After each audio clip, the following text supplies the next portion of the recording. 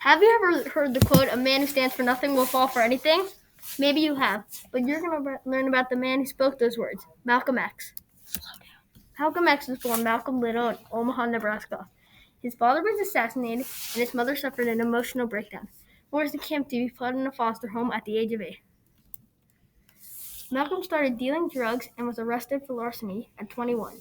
In prison, he studied about the leader of Nationality of Islam, NOI, who was named Elijah Muhammad. Malcolm joined NOI and was appointed spokesman. He increased the population by a whopping 29,500 in just 11 years. He eventually left NOI after being silenced and took off to the Middle East, where he shared his ideas about segregation to other races. When he came back, he changed his name to El-Haj Malik El-Shabazz, and he also made a speech to all American races. At the age of 39, he was assassinated.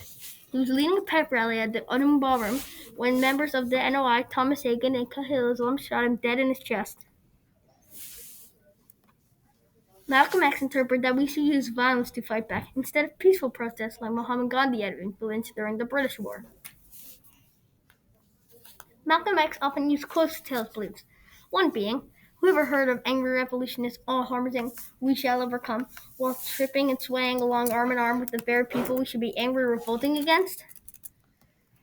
Malcolm X did have some in common with MLK, like they both gained global consciousness before their death, and they both married educated women, maybe why the wives became friends.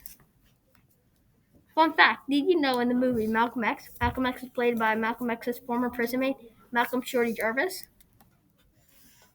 In conclusion, Malcolm X is not as known or well-written as bad as Martin Luther King Jr. because he resulted to violence and riots when MLK fought back peacefully.